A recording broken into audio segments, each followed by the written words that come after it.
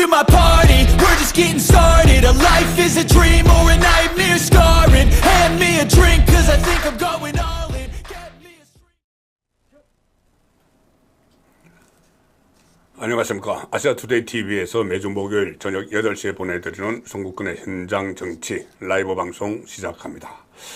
자, 오늘은 총선 4.10 총선 D-13일이고 공식 선거운동이 13일 동안의 선거운동이 본격적으로 시작된 날입니다. 3월 28일 목요일입니다. 선거가 다가올수록 상당히 걱정하시는 분들이 많은 것 같습니다. 보수 우파 유권자들께서 이번 선거 여러 가지 여론조사 같은 것들이 나오고 있으니까 또 분위기도 실제로 한동훈 비대위원장이 등장한 초반에 비교해서 분위기가 많이 가라앉은 것도 사실이고 또 보수 우파 진영이 좀 분열이 되는, 갈라지는 그런 상황도 있습니다. 그래서 걱정들을 많이 하시는데 저도 사실 걱정은 되지만 그런데 일단 선거를 이겨야 됩니다. 선거를 우파 진영이 국민의힘이 이겨서 새로운 정비를 하고 나서 나중에 각 그동안 있었던 일 잘잘못을 따져보든지 그렇게 해야 될 텐데, 그러기 위해서는 선거에 이기기 위해서는 일단 투표장에 나가는 게 급선무죠. 저는 기억이 생생한 것이 2012년에 그때 대통령 선거가 있었습니다. 그때 박근혜, 문재인 그렇게 막상막하의 대결을 펼쳤습니다. 박근혜 후보가 조금 뒤진다는 그런 분위기도 있었죠. 지금하고 분위기가 저는 좀 비슷하다고 봅니다. 초반에는 박근혜 후보가 많이 치고 나갔는데 나중에 이 문재인이 좀 유리하다 이런 분위기가 있었습니다. 실제 여론조사도 좀 그런 것이 나왔고, 그때 나섰던 것이 보수 우파들입니다. 보수 우파가 어떻게 했냐면은 서로 투표를 독려를 했죠. 특히 이 영남권을 중심으로 장년층, 노년층 유권자들이 이 수도권에 살고 있는 자녀들에게 전화를 해서 꼭 투표에 나가야 된다, 이번에. 그런 이 일종의 붐이 일어났었습니다. 그런 현상이 일어났었죠. 그래서 그 결과 박근혜 정부가 탄생을 했었습니다. 자, 그래서 지금도 저는 그런 이 열기, 분위기가 지금 필요한 시점이 아닌가, 그렇게 생각을 합니다. 자, 오늘 한동훈 비대위원장, 그리고 또 인요한 지금 비례정당 선대위원장 일제히 다 출격을 했습니다. 오늘 0시부터 공식 선거운동이 시작이 됐는데 한동훈 위원장이 0시에 딱 스타트를 끊었습니다. 서울 송파구 있는 가락시장에서 첫 현장 유세를 했고, 그 다음에 10시부터 확성기도 이제 10시부터 사용을 할 수 있습니다. 그런데 7시부터 오늘 현장을 다녔죠. 그래서 한 11곳, 11곳을 지원 유세를 하는 이런 강행군을 펼쳤습니다. 이재명은 오늘 첫 지원 유세를 아침 7시에 시작을 했는데 인천 계양역에서 했습니다. 그러니 본인의 지역구가 있는 곳에서 7시에 나가서 아침 인사를 하면서 이 선거운동을 시작을 했죠.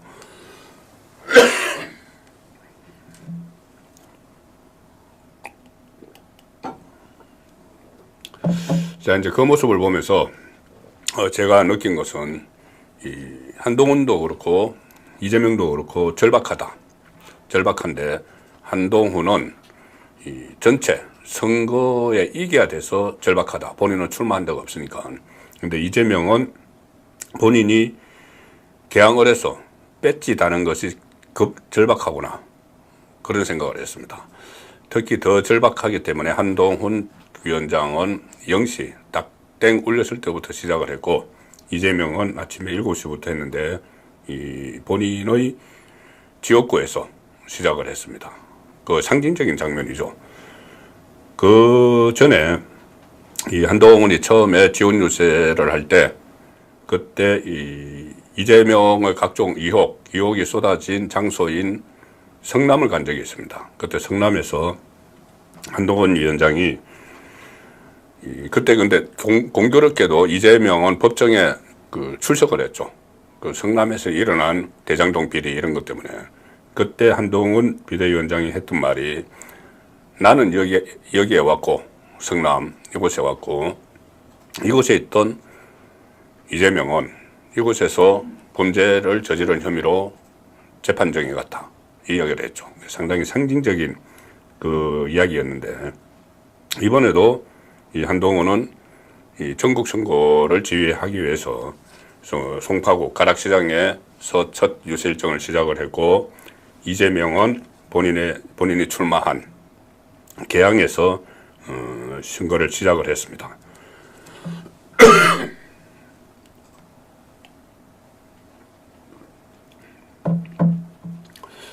특히 개항을 지역에서는 지금 국민의힘 원희룡 후보의 그 추격세가 만만치 않다.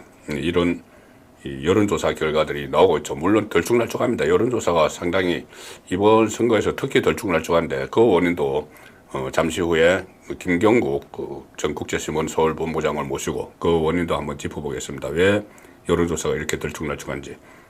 근데 어쨌든 이 원희룡의 추격세가 상당히 매섭죠.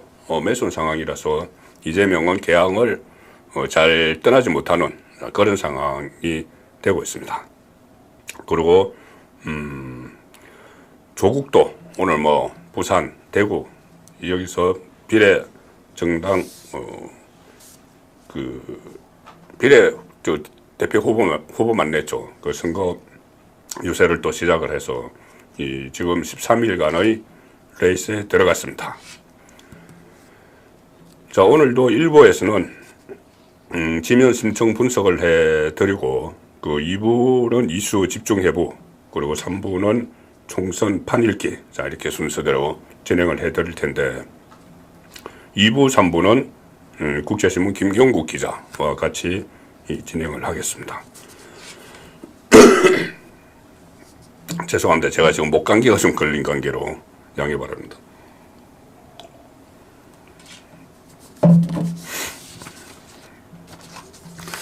오늘 지금 그 첫 유세에서 상당히 화제가 된 것이 이 한동훈 비대위원장이 아주 센 발언을 하나 했습니다.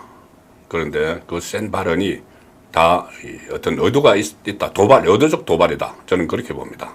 그 내용은 아사투데이 인터넷판 기사로 소개를 드리겠습니다. 한동훈 마이크 잡자 샤우팅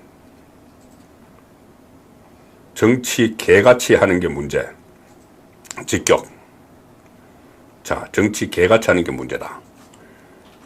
오늘 그 망원역 다음에 서대문 신촌 유플렉스에서 집중 유세를 했는데 그 자리에서 나온 발언입니다. 선거운동 첫날에 한강벨트 끝 지역이죠. 마포하고 서대문을 찾았는데 여기서 이재명과 조국 심판이 곧 민생이다 이렇게 이야기를 하고 연설 중간에 정치를 개같이 하는 사람이 문제지 정치 자체는 죄가 없다. 자 이런 직설적 표현을 쏟아냈습니다.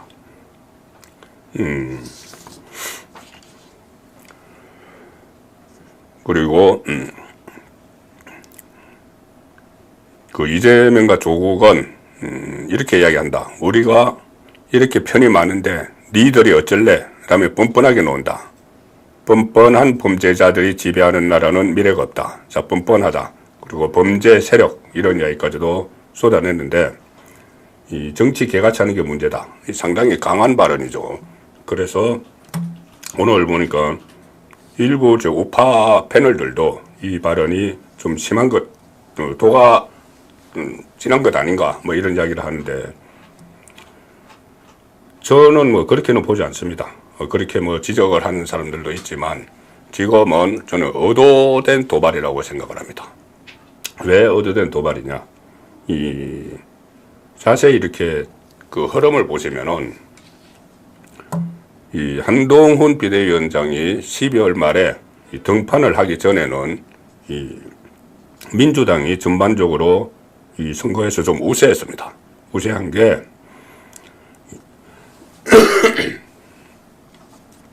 정권 심판론이 먹혀들었기 때문이죠. 항상 대통령 임기 도중에 치르는 선거에서는 야당은 정권 심판론을 들고 나오죠. 그래서 그때 김건희 특검, 디올 파우치 이런 문제를 가지고 정권 심판론을 주창을 했는데, 그래서 그때의 대결 구도는 윤석열 대 이재명이었죠.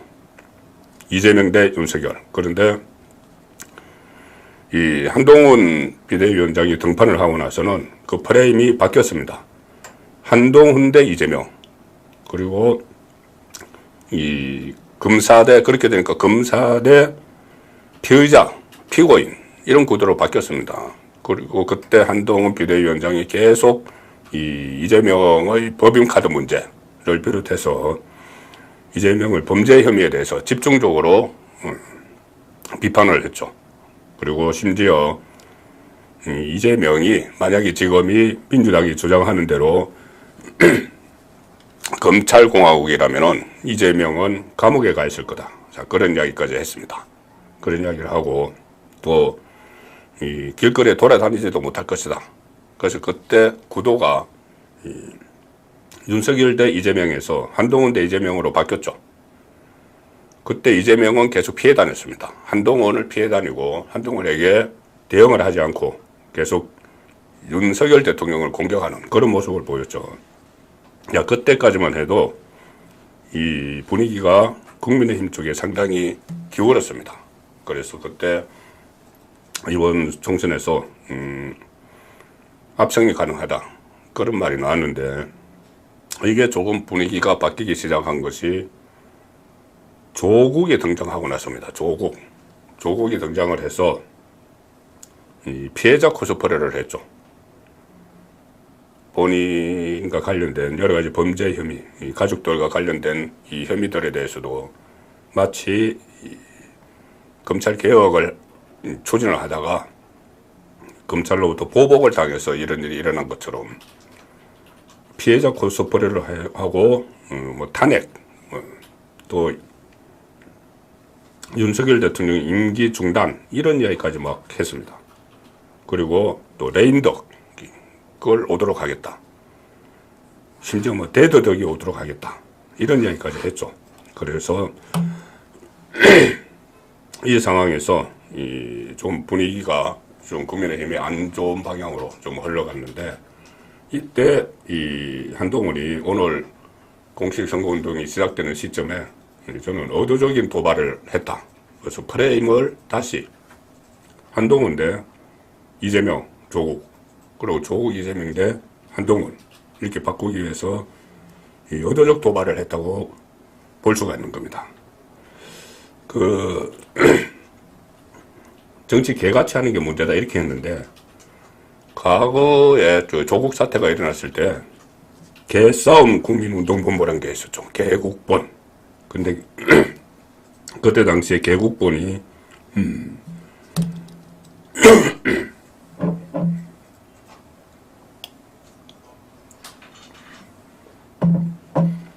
이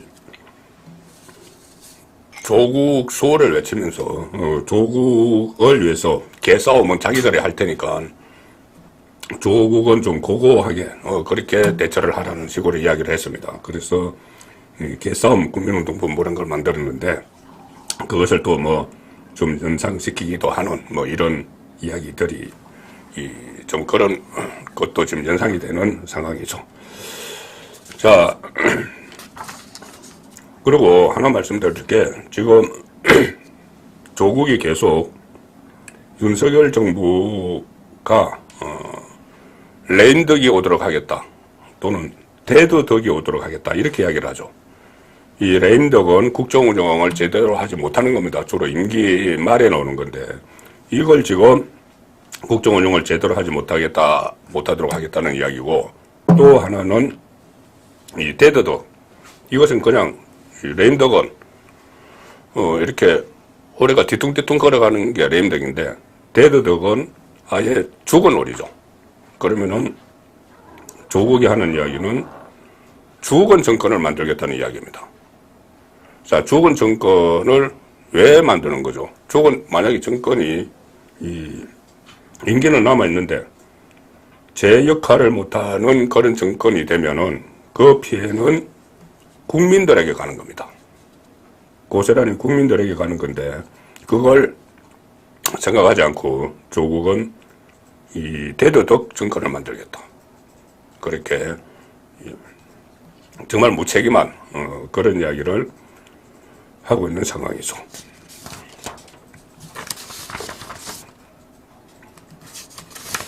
자, 두 번째 소개해드릴 아시아투데이 기사는 이재명, 임종석과 동반 유세 그리고 정권 심판에 모두 힘을 합칠 것이다. 이 기사입니다. 이재명 대표가 4.10 총선 공직선거운동 첫날이죠. 28일에 임종석 전 대통령 비서실장과 함께 지역구 후보 지원 유세에 나섰다. 자, 이 기사인데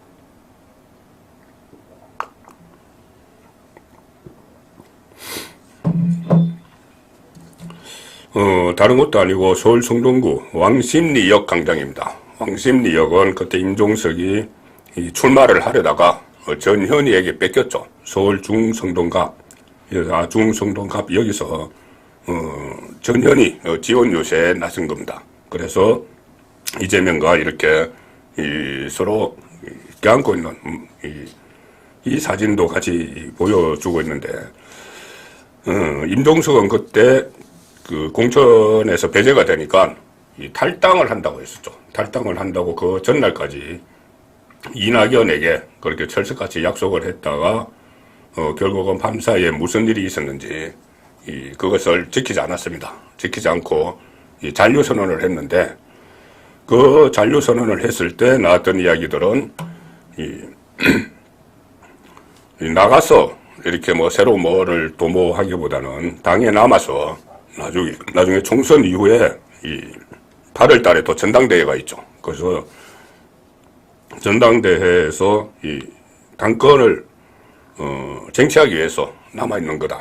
그런 분석까지 나왔습니다. 그렇다면은 이 전략적으로 그 임종석은 지금 민주당에 있는 셈인데 나중에 이 8월 전당대회에서 지금 이재명과 맞설지도 모르는 그런 인물이죠. 자, 그런 인물인데 지금은 선거운동을 일단 같이 하고 있습니다. 다음 소개해드릴 기사는, 마지막 소개해드릴 기사는 아시아투데이 사설입니다. 사설인데 사설 제목은 한동훈, 오세훈의 여의도 강북 대개조 청사진.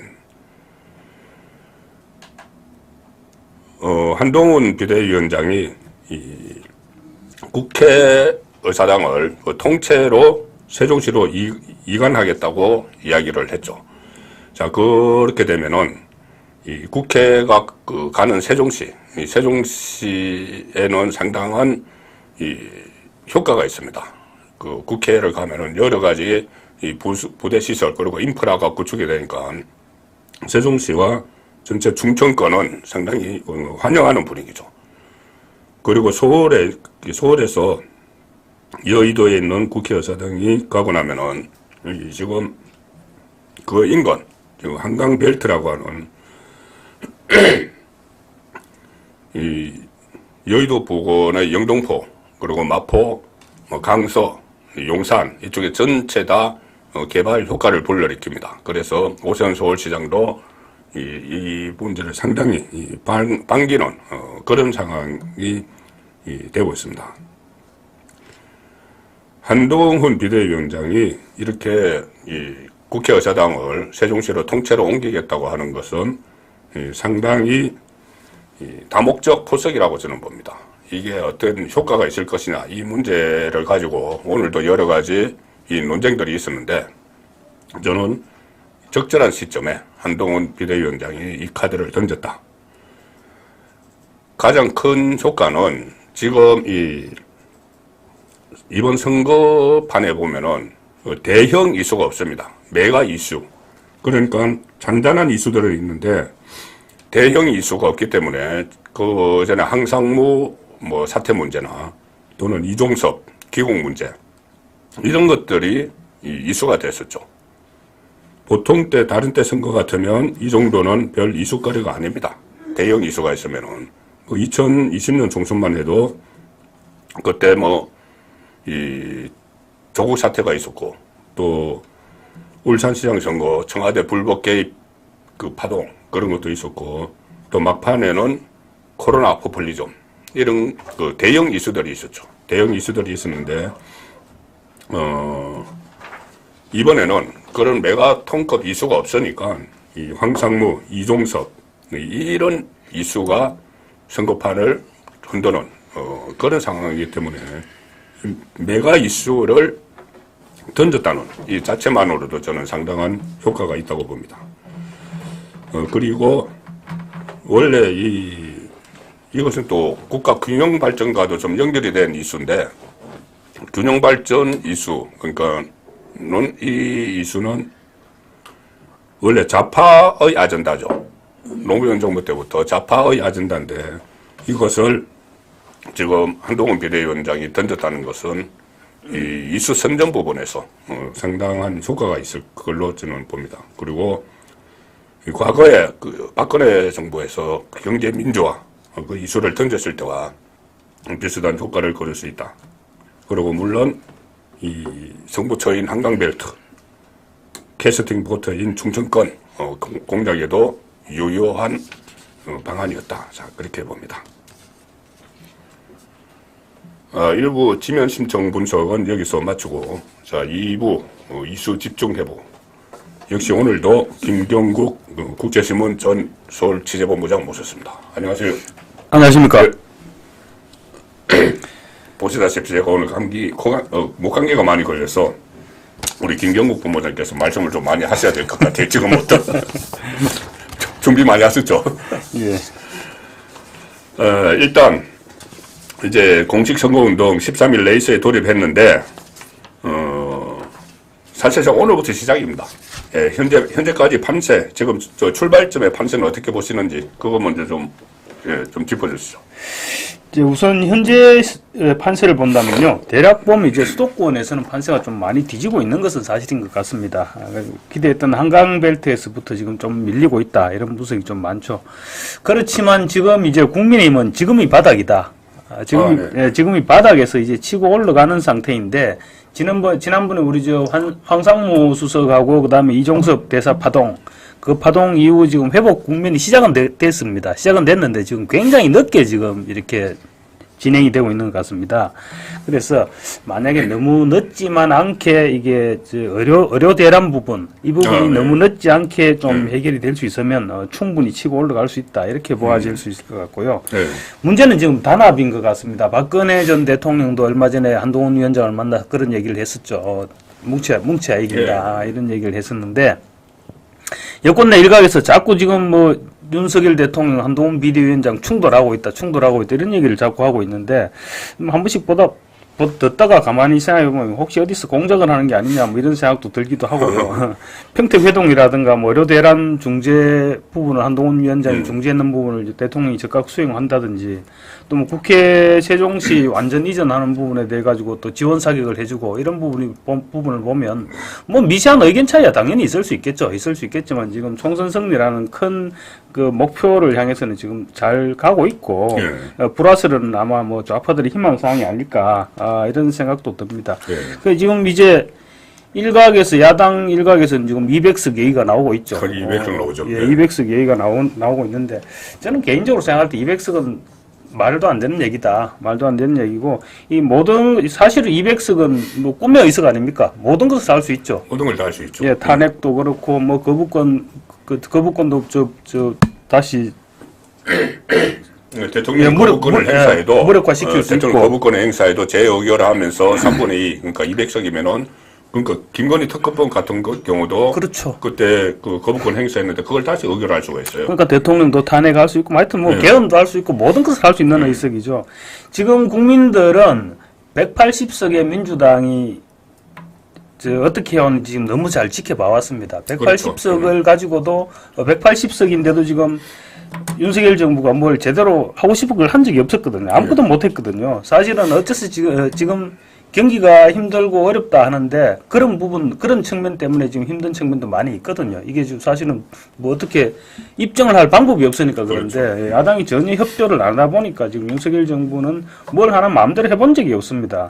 그래서 아마 좀 더 윤석열 대통령 지지율이 더 낮았을 수도 있고. 그래서 여권에서 좀 더 신경을 쓰면 아마 국민들이 늘 균형을 맞춰줄 것이다.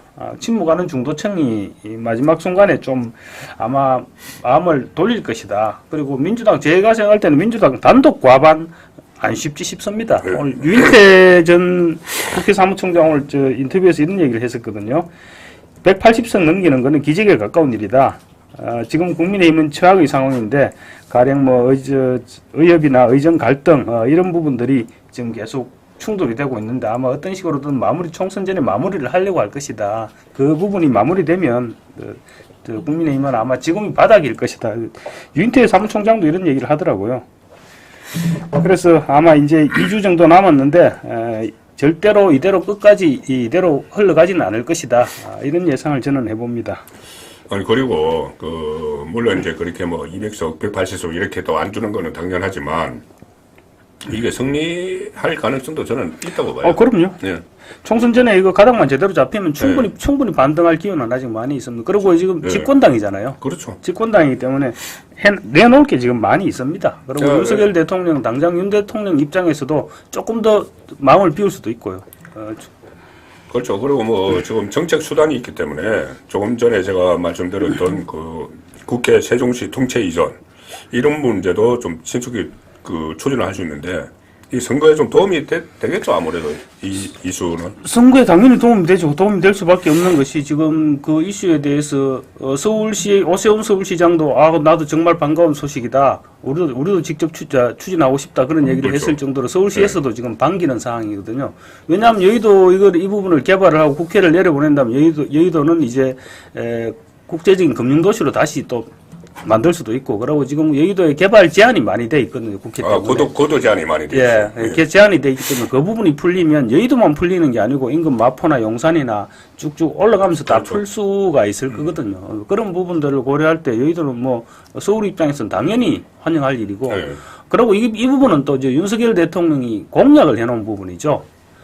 윤석열 대통령 공약이었었거든요. 언젠가는 뭐 하긴 해야 될 부분인데 다만 이제 위험 문제가 좀 걸리긴 합니다만 이 부분은 뭐 여야 정당이 찬성하면 충분히 헤쳐나갈 수 있을 것 같고요. 충청도 쪽에서 세종시 쪽에서는 당연히 환영하죠. 크게 환영을 하죠. 당연히 환영하고 있는데 오히려 지금 그쪽 세종시 쪽에 민주당에서 꽤 지금 당혹해하고 있거든요. 지금 어떻게 반대는 못 하겠고, 반대할 수가 없죠. 반대는 못 하겠고, 그러니까 결국 하는 말이 이제 너 진짜 그러지 말고 제대로 해라 이런 정도의 말밖에 못 하고 있는 정도거든요. 그래서 아마 영향이 좀 꽤 있을 것이다 이렇게 볼 수 있을 것 같습니다. 그리고 이게 어차피 문재인 정부 때 국회법이 개정이 돼서 지금 공사 준비를 하고 있어요. 그렇죠. 세종 분원, 세종 맞습니다. 분원을 만들기로 해서 17개 상임위 중에서 12개가 가기로 돼 있거든요. 공사를 하고 있으니 그게 이제 그 부지 같은 게 다 마련돼 있으니까는 추진하기도 좀 용이한 그 상황이죠. 오늘 첫날 이제 공식 선거운동 돌입 첫날인데 한동훈, 이재명 비교하면 좀 어떻습니까?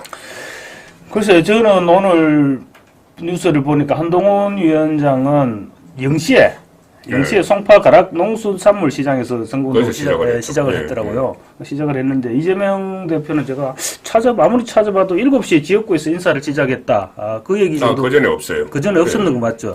그러니까 이게 선거란 게 사실은 늘 하는 얘기지만 절박한 쪽에서 이긴다 그러지 않습니까? 오늘 선거 운동을 시작하는 걸로 봐서는 국민의힘이 훨씬 더 절박하고 100배는 더 절박한 것 같거든요. 그렇죠. 그래서 아마 훨씬 더 열심히 할 것 같고, 그리고 오늘 또 한동훈 위원장 오늘부터 엄청나게 독해졌더라고요. 엄청나게 독해졌던데 절대로 질 수 없다는 의지를 다시 한번 보인 것 같기도 합니다. 그래서 이런 의지를 보니까 선거에서 지지 않기 위해서는 무슨 일이라도 하겠구나.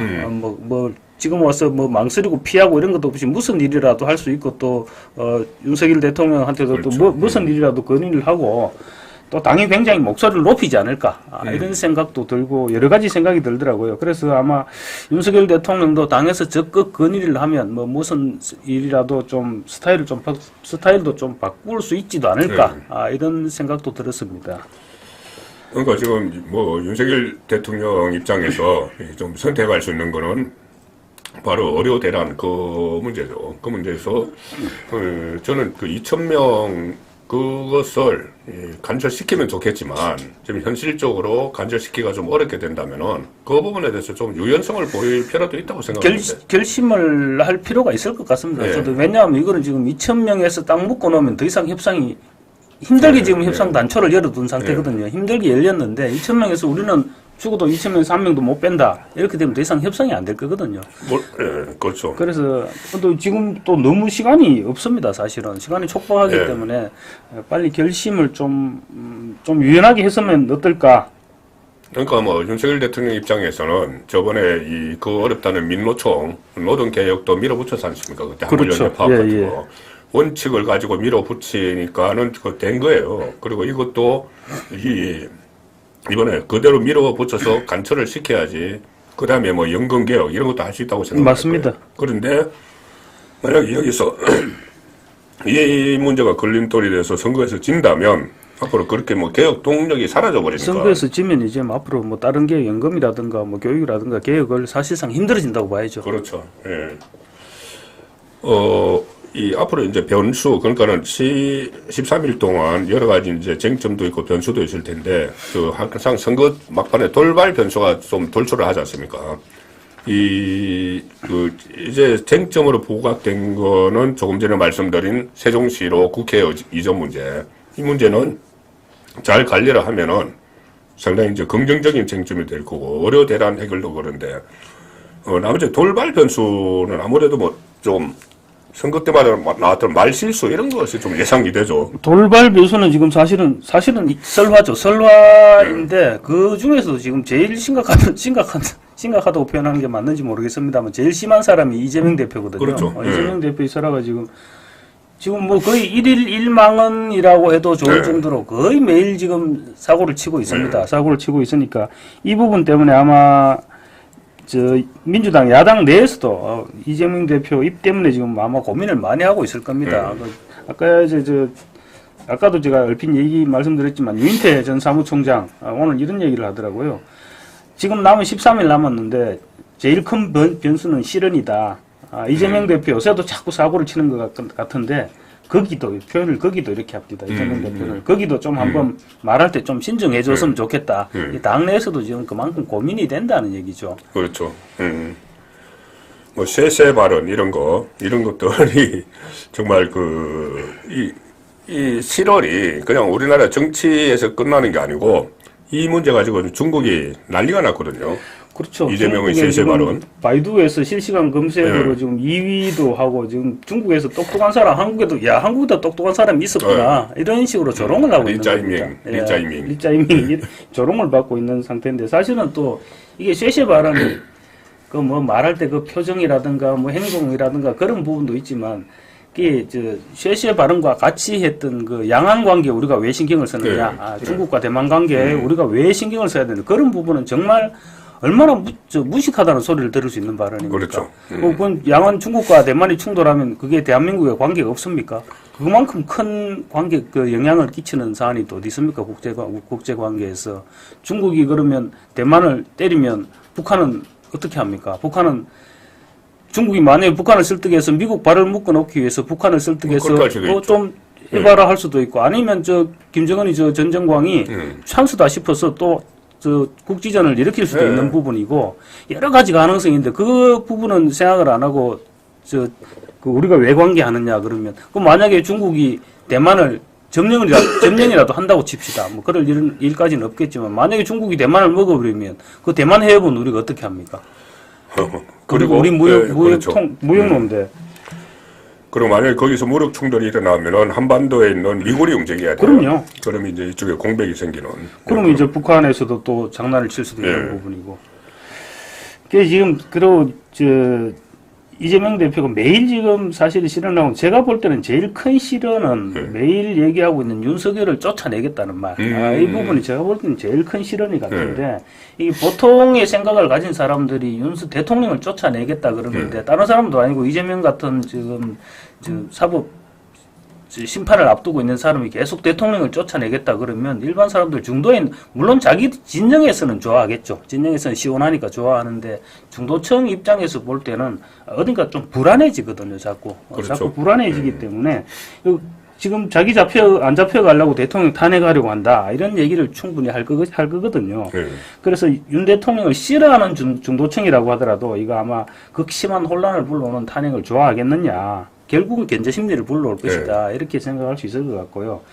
결국은 오늘 제가 말을 많이 말을 많이 하고 있습니다. 좋습니다. 결국은 지금 이재명 이렇게 지금 자꾸 설화를 일으키고 있는 게 저는 지금 이재명 대표가 너무 지금 200석 얘기가 나오니까 자신감이 뿜뿜되어 있는 것 같습니다. 자신감이 너무 확 차올라 있으니까 지금 막 이제 한 보름만 한 2주일 정도만 더 있으면 이제 내 세상 된다. 우리가 선거에 이기면 윤석열도 쫓아내고 그 다음에 이제 빨리 조기 대선 해가지고 내가 권력 잡으면 내 사법 이거 리스크 재판 판사들 새끼들 판사들 이놈들 까불지 마. 이런 식으로 이제 그런 생각으로 지금 아드레날린이 막 솟구쳐 오르는 겁니다. 그러다 보니까 지금 이런 계속 탄핵 얘기도 하고 그 다음에 또 말실수 그런 얘기도 지금 계속하고 그런 것 같습니다. 지금 눈에 지금 아무것도 안 보이는 것 같습니다. 이제 그렇게 이재명이 나오는 게 또 조국하고 경쟁 심리가 있거든요. 아, 그럼요. 그래서 어쨌든 조국보다 더 세게 이야기해야 된다. 그래야지 이 비례대표에서 많이 안 뺏길 수 있다. 그 경쟁 심리에서 또 나오는 게 있어요. 지금 이제 조국 대표하고는 이제 선명성 경쟁이 지금 세게 붙은 거죠. 조국 대표는 사실은 조국은 아무것도 지금 현재는 재산이 아무것도 없습니다. 의원 한 명 있는 것도 아니죠. 의원 한 명은 있구나. 재산 아무것도 없는 상태이기 때문에 어떻게 보면 마음대로 뜯을 수도 있는 거예요. 지금 그렇죠. 이제 뭐 지지율이 이제는 많이 올라왔으니까 좀 그러지. 초반에는 사실은 진짜 지금 멋대로 떠들어도 크게 영향이 없는 그런 부분이었는데 거기에서 이제 이재명 대표가 밀린다고 생각을 하다 보니까 지금 자꾸 이재명 대표도 이제는 탄핵을 처음에는 약간 조금 저하는 분위기도 있었거든요. 탄핵을 입에 올리기를. 근데 지금은 아무 거리낌 없이 쫓아낸다고 얘기를 하고 있지 않습니까? 근데 그런 상황이 오히려 국민의힘 입장에서 또 한동훈 입장에서는 전선을 만들기 더 좋을 수가 있어요. 왜 그러냐면은, 그러니까는 이재명 조국이 하는 게 정권 심판론이잖아요. 정권 심판론이면은 계속 탄핵 이야기하는 것이. 그러면은 한동훈 입장에서는 그거를 오히려 야당 심판론으로. 그러니까는 2조 심판론으로 이 맞대응을 할 수 있는 그런 상황도 좀. 그러니까 이제 더 그러기 쉬운 것이 이재명 대표 같은 경우는 지금 사법 리스크가 굉장히 많잖아요. 많고 지금 그 유죄로 인정되면 형량도 엄청 자기 입으로 50년이라고 얘기했을 정도로 그 정도 되는 그런 인물이고 그리고 또 조국 대표 징역 2년 실형 지금 사실은 지금 교도소 안에 있어야 될 사람입니다. 그렇죠. 재판부가 이상한 판단을 해서 지금 법정 구속을 안 시켰을 뿐인데 그런 사람들이 자꾸 계속해서 지금 대통령을 심판하겠다, 대통령을 탄핵을 하겠다 이렇게 얘기하니까 이쪽에서도 오히려 반격의 여지는 충분히 있는 거죠. 그래서 조국 당과 관련해서 지금 여러 가지 논란들이 있는데 어제 오늘 계속 화제가 되고 있는 것이 조국 당 비례 1번 박은정 남편이 이종건 전 검사장이잖아요. 거기서 10개월 사이에 41억 원 이거 정관예우 때문에 이렇게 벌 수 있었던 거죠. 참 대단합니다. 대단합니다. 과거 우리 안대희 전 대법관, 안대희 전 대법관이 2013년도에 총리로 지명을 받았었는데 2014년도입니까? 어쨌든 그때 지명을 받았었는데 5개월간 16억 원이었거든요. 5개월간 16억 원을 받았는데 너무 많이 벌었다. 그래서 결국 총리 후보에서 낙마됐죠. 그렇죠. 근데 그때는 사실은 안대희 전 대법관 같은 경우는 총리 지명되기 전에 한 5억 가까이 또 기부도 했었습니다. 한 5억 가까이 미리 맞아요. 이제 기부도 하고 네. 그랬었는데도 불구하고 결국 그 16억 원으로 총리 후보에서도 낙마를 했었거든요. 네. 근데 지금 사실은 뭐 그것도 황교안 총리도 있습니다. 황교안 전 총리도 17개월간 그때 16억을 받았다. 네, 네. 이래가지고 청문회 때 굉장히 곤욕을 치렀었는데 지금 좌파들은 그런 부분은 전혀 신경을 안 쓰는 것 같아요. 그리고 이게 악성이에요. 이종건이 원래 그 검찰에 있을 때 다단계 수사 전문가였는데 예. 그때 이제 변호사 개업을 하면서는 피해자들 편에 서서 뭐 하겠다고 했는데 지금 가해자들 편에 서가지고 그거 한 거잖아요. 맞습니다. 예. 이게 지금 우리가 이번에 왜 민주당 공천하는 과정에서 민변 변호사들이 있죠. 예. 민변 변호사들 그런 것 때문에 두 사람 정도 낙마를 했잖아요. 예, 조수진하고 조수진하고 뭐 있죠. 낙마를 했었는데 이 변호사도 마찬가지로 보니까 변호사 개업 당시 출연한 유튜브 방송에서 그렇게 예. 얘기를 했더만요. 가정주부나 노인 등 다단계 피해를 당한 분의 사연이 너무 안타까워서 이분들의 피해를 예방하고 회복하며 이런 피해가 발생하지 않도록 하는 것이 제가 추구하는 길이다. 예. 이렇게 얘기했는데 다단계 변호사로 처음부터 뛰겠다는 각오를 한 거죠. 근데 이제 그렇죠. 이때는 피해자를 피해자. 위해서 뛰겠다 예. 그랬는데 실상은 알고 보니까 가해자를 위해서 뛰고 예. 있었던 거죠. 이 사람이 검찰에 있을 때 보니까 조이팔 사기, 뭐 제2그룹 사기, 4조 원, 2조 원 이런 것들인데 그래서 뭐 그거 다- 블랙벨트를 받았다고. 예, 뭐 이 사람이 다 했더라고요. 그러니까 이제 피해자는 또 돈을 많이 못 받죠. 그렇죠. 가해자가 지금 이번에 그 22억을 받았다는 거잖아요. 22억. 예, 변호사 수임료를 22억을 받았다는데, 그거는 그 어떤 사건이죠, 그게? 이게 지금 어떤 사건이냐면요. 휴스템 코리아 사기 사건이라고 있는데 이 사건이 뭐냐면 자기들이 쇼핑몰을 만들어가지고 네. 농축수산물을 사고 팔아서 원금과 고금 이자를 돌려받게 해주겠다. 이렇게 해서 지금 투자자들을 모집해서 투자금을 가로챘다는 거거든요. 그래서 휴스템 코리아 측에서 22억 원을 받았는데 원래는 20억인데 부가세를 해야 되니까 부가세까지 해서 지금 22억을 받았다. 당신들은 부가세도 다 부담해 이렇게 된 거죠. 그리고 또 하나 더 있습니다. 다단계 피해 액수 이거는 4천억 원대에 달하는 아도 인터내셔널 사기 사건의 변호를 했다는 건데 이 아도 인터내셔널은 원금 보장과 하루에 2.5% 고금리를 미끼로 투자자를 모집했답니다. 그래서 360억 원을 가로챘다는 건데 그러니까 이 두 사건 피해자가 무려 14만 명이 넘는다는 겁니다. 아이고. 14만 명이 넘는데 이 검찰에서 다단계 전문 검사로 활동하다가 옷 벗자마자 지금 바로 지금 가해자의 손을 다단계 가해자들 손을 잡았던 그렇게 된 건데 거죠. 이거 정말 좀 악성이라 그래야 되나 뭐 그런 것 같습니다. 이제 법조계에서 하는 말이 지금 결국 변호사비를 거액의 변호사비는 피해자들의 피 같은 삼짓돈에서 나온 것이 아니냐 뭐 이런 지적 당연히 나올 수 있죠. 그렇죠. 예. 그래서 이게 다단계 사기 사건에서는 이 금 22억이 예. 역대 최고 금액이랍니다. 최고금액이겠죠. 역대 최고 금액이고 그것도 업체 대표들을 주로 이제 변호를 했으니까 그래서 오늘 그 보도된 것 중에는 22억 원이 정말 수입료일까? 예. 범죄 언익을 범죄 수익을 언익해 놓은 것 아닙니까? 그러면 이제 그 서로 이제 짜고 그렇게 했다는 얘기가 되는 거잖아요. 만약 그렇다면 엄청난 문제가 됐는데 일단 범죄 수익이 아니고 이 변호사 수임료라고 보면은 아까 얼마라고 그랬죠? 22억 원하고 22억 원. 저쪽에 뭐 4억 원 토탈 41억입니다. 뭐 어쨌든 간에 10개월에 41억입니다.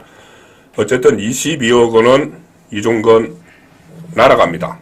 왜 그러냐면은 조금 전에 이종건 변호사가 입장문을 하나 냈어요. 입장문 내용이 자 수임권에 대해서 수임권 모두 사임하겠다. 그 변호사에서 사임하겠다.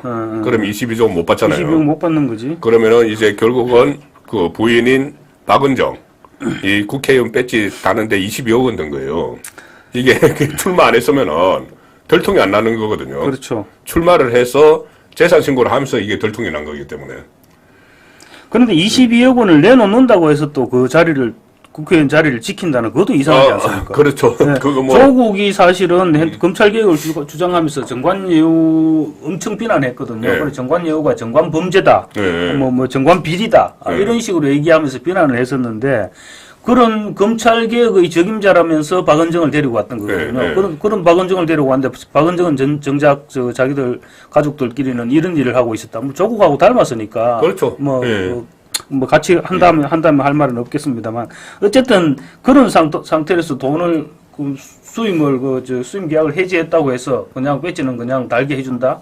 그것도 사실은 안 맞는 얘기죠. 그렇죠. 이 검찰 개혁이라는 게 이 제도 개혁이 있을 거고 관행을 개혁하는 게 있을 거잖아요. 그럼요. 관행 중에서 가장 잘못된 것이 이 정관예우 이 부분인데 여기 정관예우 그 22억 원이 정관예우가 아니면 그거 줬겠습니까? 그 22억 원 말도 안 되는 얘기죠. 그러니까 정관예우를 하다가 이 들통이 나니까 그 변호사에서 사임한다는 건데 이종건이 또 뭐라고 했냐면은 이 정관예우와 관련해서 이렇게 이야기합니다. 정관예우와 관련해서 문재인 정부에서 자기가 법무부 장관 정책보좌관 그때 그 박상기 정책보좌관으로 해서 승승장구했죠. 그때부터 이제 예, 승승장구했습니다. 그 다음에 이 검사장으로 승진했고 윤석열 전 총장과 척을 진 제가 현실적으로 윤석열 정권에서 정관예우를 받을 입장도 아니고 그럴 의사도 없다. 자, 자기가 이 박원정도 똑같은 이야기했어요. 친문검사라 그랬죠. 무슨 정관예우냐. 근데 이게 사실은 형사부장을 했잖아요. 대검 그렇죠. 형사부장을 했는데 예. 형사부장이라는 직책 자체가 대검에서 지금 엄청나게 중요한 요직입니다. 그럼요. 엄청나게 중요한 요직이고 그러다 보면 친문검사를 떠나서 지금 검찰 내에서 얼마나 후배들이 많이 있고 그 요직에 자리를 그렇죠. 잡고 있겠습니까? 그런 부분들 생각해 친문검사라고 무조건 정관예우가 없다. 그거는 설득력이 떨어지는 얘기죠. 그러니까 정관예우라는 게 간단히 말씀드리면 이런 거잖아요. 근데 검찰 출신 정관이 이 사건을 이제 변호사로서 수임을 하면은 이 검찰 선배이기 때문에 그 사건을 수사하는 검찰이 봐준다는 거죠. 그래서 구속 기소할 것도 불구속 기소를 한다든가. 어쨌든 뭐 구형도 약하게 하고 뭐 그런 약하게 하고 또 이 내용도 좀 부드럽게 하고 그리고 판사 출신이 정관예우면은 판결에서 그렇게 한다는 이야기잖아요. 그런데 서로 이게 연결이 돼요. 예. 검사 출신 정관이라도 나중에 판결에 다 영향을 미치죠. 그렇죠. 판사 출신도 검사 수사에 영향을 맞습니다. 미치죠. 예. 그러면은 이종건과 박원정은 친문 검사고 얼마 전까지는 친문 판사들이 다 장악을 했어요. 그러니까 그건 결국은 자기 편들끼리 봐줄 수가 있기 때문에 이 친문 검사라서 정관예우가 안 받았다. 이것은 또 모순이 있는 거죠. 오늘 개혁신당이 이런 논평을 했더라고요. 음지에서 돈 벌고 양지에서는 배지를 탐한다 이렇게 꼬집었더라고요. 음지에서 돈 벌고 양지에서는 배지를 탐한다 이렇게. 개혁신당도 한 번씩 그런 논평을 낼 때가 있네요. 자, 그리고 오늘 제가 썸네일에 지금 소개를 드렸는데 이 돌멩이의 난리뽕짝, 헬기뽕짝 이건 무슨 일인지 설명을 좀 해주시죠. 이제 이재명 대표가 27일이면 어제입니까? 어제죠. 충북 충주에서 이제 연설을 하면서 배현진 국민의힘 의원이 돌멩이로 맞은 사건은 폴리스 라인을 치고 과학 수사를 하고 난리뽕짝을 쳤다. 이런 얘기를 했더라고요. 아마 제가 풀 텍스트는 못 봤는데 이런 내용이었던 것 같아요.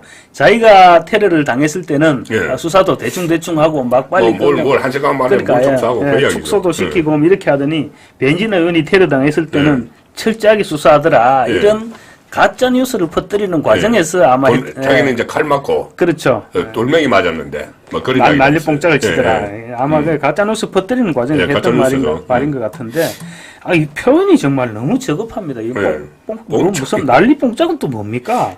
쎄쎄. 그러니까 저도 딱 그 생각이 나더라고요. 중국에 이렇게 쎄쎄 하던 딱 그런 느낌이 들던데 그 얘기했다가 오늘 배현진 의원한테 지금 제대로 지금 대로주고 말로 받았습니다. 반격을 당했죠. 배현진 의원이 야물딱지게 지금 응징을 했는데 제가 대충 소개를 좀 시켜드려볼게요. 일찍이 수호지심을 그러니까 부끄러움을 모르는 분이라 생각은 했지만 난리 뽕짝을 언급할 정도로 분별마저 없을 줄은 미처 몰랐다. 국민들께서도 아시다시피 나는 출동한 경찰, 구급대원의 안내 매뉴얼대로 모든 조치를 했고 현재도 수사 상황을 신뢰하는 가운데 기다리고 있다. 그러면서 난리 헬기 뽕짝을 어디서 주었는지 이미 전 국민이 다 아십니다. 이상한 말로 국민을 분열케 하고 갈라치게 하는 범죄 피의자 신분의 정당 대표가 스스로에게 할 말을 언론 앞에 나와서 당당하게 떠들고 있다. 저는 정직한 사람들이 정직한 정치를 했으면 참 좋겠다. 국민의 공당이 한 개인의 사랑이 되어서 범죄 비리 옹호에 골몰하고 감옥 가야 할 사람, 이게 이재명이죠. 감옥 가기로 된 사람, 조국입니다. 그리고 감옥에 간 사람, 송영길을 얘기하겠죠. 이런 사람들이 정치를 조롱하면서 외려 목소리를 높이고 있다. 부디 22대 국회는 범죄 방탄이나 사적 복수를 꿈꾸고 있는 범죄자 후보들을 걸러주시길 국민들께 간곡히 부탁드린다. 이 재밌는 말이 끝에 했는데 별로 정직하지 못한 입으로 부모님이 지어주신 제 소중한 이름을 함부로 거론하는 것은 정중히 사양합니다. 흉악한 살인범 조카 변호하고 형수님을 잔인하게 능욕하던 그 입 아니었던가요? 깨끗함과 그 더러움을 거론할 가치도 없어 보입니다. 이렇게 좀 했는데, 근데 사실 우리가 그냥 이렇게 상식적으로 생각을 해보자고요. 상식적으로 생각을 해볼 때 내가 당한 거는 그냥 테러고 이제 배현진은 돌로 열 몇 번 그때 그렇죠. 머리를 찍은 거 아닙니까? 그거 찌고 그렇게 했는 걸 그걸 수사하는 걸 난리 뽕짝이라고? 정말 그러니까 모든 게 지금 기상천외한데 하는 말마다 어떻게 이렇게 기상천외한 말들을 골라가면서 하는지 모르겠습니다. 그 기상천외한 말을 배현진 의원이 아주 잘 받아쳤어요. 그러니까. 아나운서 출신이고 예. 그래서 그런지. 그러니까 이게 헬기 뽕짝이라는 게 그때 닥터 헬기 타고 이제 서울로 온 거잖아요. 그렇죠. 부산대병원 패싱하고. 그런데 부산의 분위기가 저는 그것 때문에 부산의 분위기가 완전히 국민의힘 쪽으로 기울 줄 알았는데 최근에 보면은 그 낙동강 벨트 전문가시니까 낙동강 벨트 좀 전황이 어떻습니까? 낙동강 벨트가 지금 갑자기 제가 하도를 바꿔줬거든요. 계속 좀 위태위태하기는 위태위태한 것 같습니다. 네. 위태위태한 것 같고요. 거기다가 이제 또 문재인 전 대통령이 드디어 이제 또 출격을 했습니다. 저는 그 부분이 또 그 부분이 도저히 이해가 안 되는데 사실 우리 전직 대통령 많이 뭐 있었지만 총선이나 뭐 선거, 지방선거 이런데 직접 개입한 적은 한 번도 없었습니다. 그러려면 뭐하러 낙하겠어요? 예, 이게 만약에 그렇게 할 경우는 정말 심각한 국론 분열이 또 우려가 되거든요. 그렇죠. 특히 문재인 대통령 같은 사람이 문재인 전 대통령 원래 갈라치기 전문이잖아요. 그러니까 재임 당시에도 얼마나 그런 갈라치기 이런 부분 때문에 국민들을 피곤하게 했는데 결국은 퇴임 후에도 지금 저러고 있는 거거든요. 며칠 전부터 이미 양산갑에 자기 지역구가 지금 사저 있는 곳이 양산갑이거든요. 양산갑이 지금 국민의힘 윤영석 의원, 윤영석 의원은 지금 사선에 도전하고 민주당의 이재영 후보가 아마 그럴 겁니다. 이재영 후보가 지금 지금 많이 떨어지고 있어요. 윤영석 의원이 많이 앞서 나가 있는 상태인데 거기서 이제 빨리 우리 양산갑에서도 처음으로 민주당 후보가 한번 당선됐으면 좋겠다. 이러면서 선거사무소를 방문해서 격려를 했었거든요. 그때부터 사실은 저는 좀 마음에 안 들었는데 전직 대통령으로서 좀 채통이라든가 아니면 뭐 정말 그 국가를 위하는 그 진정성이라든가 이런 부분이 좀 안 보이는 것 같아요. 어쨌든 우리 편만 이기면 되겠다. 이런 생각이 먼저 앞서 있는 게 아닌가 그런 느낌도 들고. 내일은 또 뭐 사상 간다면서요? 내일 이제 사상 배재정 의원 원래 문재인이 사상에서 국회의원을 한번 했죠. 그렇죠. 19대 문재인 대통령이 사상에서 처음으로 이제 국회의원 배지를 달았죠. 국회의원 배지를 달았었는데 20대 국회에서는 이제 배재정 의원한테 그 지역구를 물려주고 그때 당시 후원회장을 했었습니다. 그때 장제원하고 했나요? 아니죠. 19대에서는 장제원 의원이 불출마를 했습니다. 손수조가 아마 손수조 맞습니다. 손수조가 했고 20대에서는 손수조가 공천받았는데 장제원 의원이 무소속으로 나오고 있고 어쨌든 그렇게 됐는데 20대에서 그때 당시에 배재정 의원 후원회장을 하면서 그랬죠. 어쨌든 그래서 이제 내일은 사상에 가서 낙동강변을 둘이 뭐 손잡고 걸으면서 이제 좀 격려를 하겠다. 강변에서 주민들하고 인사도 좀 하고 그렇게 하겠다는 건데 뭐 어쨌든 간에 장제원 의원하고 지금 김대식 후보 입장에서는 굉장히 신경이 쓰이겠죠. 그렇죠. 신경이 쓰일 수밖에 없을 겁니다. 지금 팽팽하거든요.